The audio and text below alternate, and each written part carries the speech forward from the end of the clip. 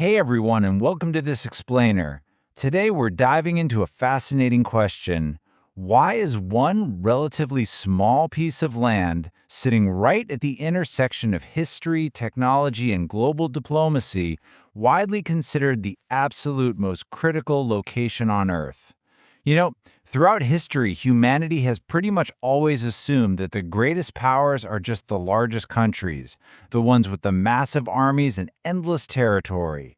But today, today we are completely challenging that assumption. We're looking at Taiwan, a place that proves without a doubt that influence isn't just measured in square kilometers anymore. It's measured by a monumental, undeniable impact on our connected world. Picture this for a second. Imagine the device you're probably holding right now suddenly just stops being made. No more new smartphones. But it wouldn't stop there, right? Within weeks, the prices of medical devices, cloud computing servers, and even your everyday kitchen appliances would absolutely skyrocket across the globe. Take a modern car, for example. It actually needs thousands of tiny microchips just to start the engine and run the GPS.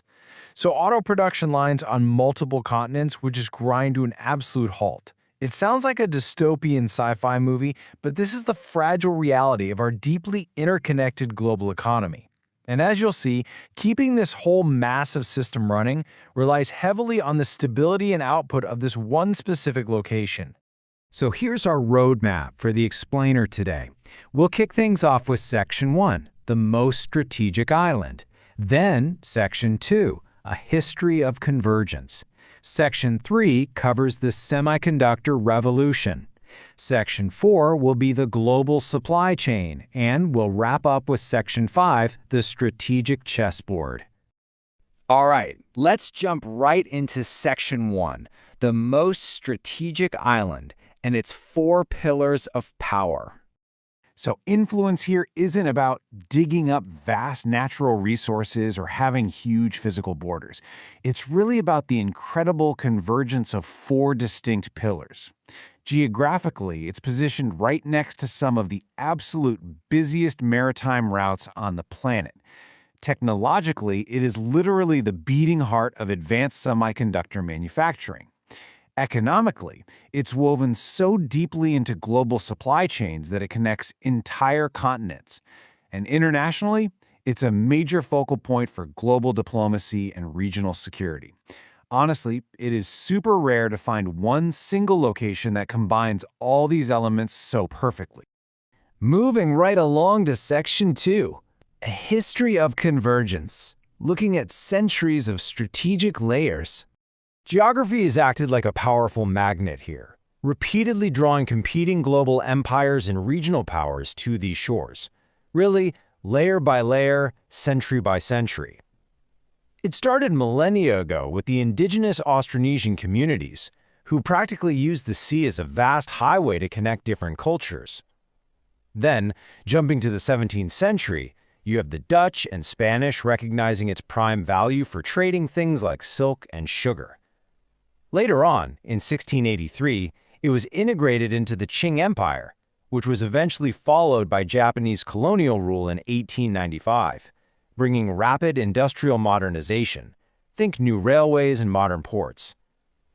Each of these eras added a brand new layer of strategic importance. It just goes to show you that its geographic value has literally always been recognized by major powers. But then, following the events of 1949, everything shifted.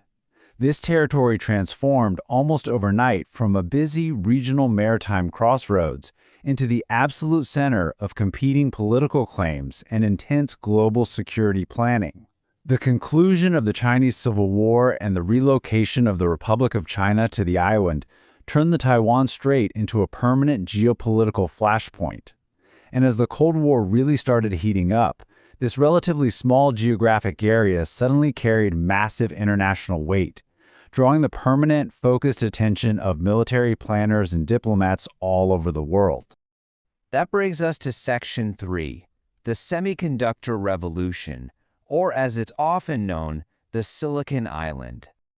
To truly wrap our heads around this revolution, we have to look closely at the semiconductor itself. These tiny chips are basically the foundational brain of all our electronic devices. Now, making them isn't like regular manufacturing. It requires ultra-clean environments. We're talking way fewer airborne particles than in a normal room, and arguably the most technically demanding industrial processes in human history. It's precision engineering on a nanometer scale. Think about a single chip housing billions of transistors, where each one is thousands of times thinner than a single strand of human hair. It's mind-blowing, right? And this is the exact expertise this island has relentlessly perfected over decades, pouring massive investments into education, engineering, and research. The crazy thing about a single chip's life cycle is that it relies entirely on international cooperation. It's like a highly choreographed global relay race, with Taiwan serving as the absolute indispensable manufacturing anchor. So, for example, your smartphone's processor might be designed by engineers over in North America. Then it gets manufactured in highly specialized fabrication plants, usually called fabs, in Taiwan, using incredibly complex equipment built in Europe. After that, it's shipped off to be assembled in Southeast Asia, before finally hitting retail markets globally. It's a perfect illustration of how modern technology depends on a hyper-connected global supply chain. And it's definitely not just about consumer electronics. Literally every cornerstone of modern civilization relies on a continuous supply of these microscopic components to just function. The sheer massive computational power you need to train artificial intelligence models, totally dependent on these chips. Modern hospitals use them constantly to monitor patients.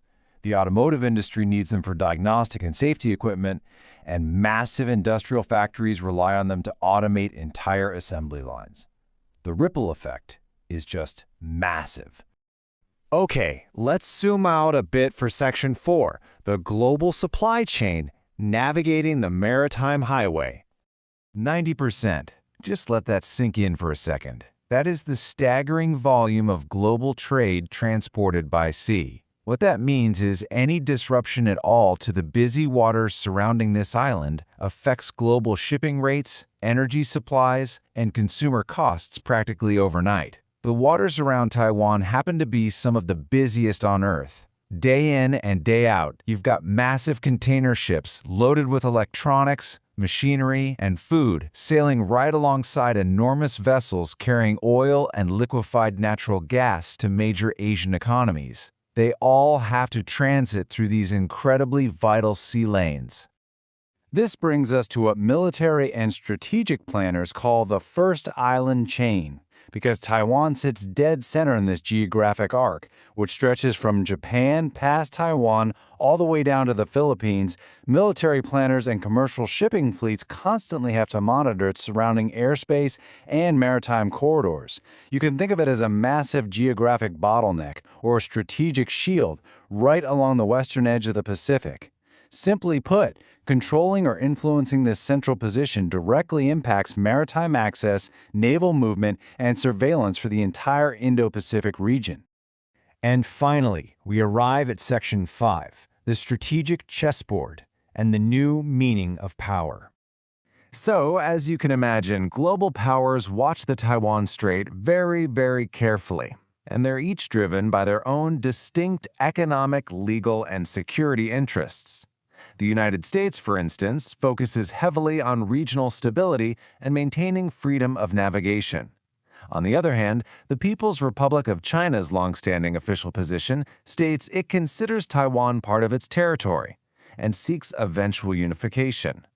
Meanwhile, nations like Japan and South Korea, which are deeply integrated into manufacturing, strongly prioritize uninterrupted maritime trade to secure their energy and goods.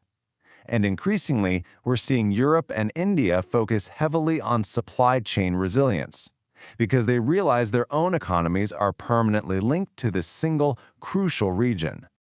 It's an absolutely fascinating shift when you compare eras. Back in the 20th century, you typically measured a nation's power by looking at its oil reserves, its sheer physical territory, and heavy industry. But today, in the 21st century, power is largely defined by who innovates in semiconductors, who can maintain robust cybersecurity, who can guarantee stable supply chains, and who invest in the digital education of their workforce.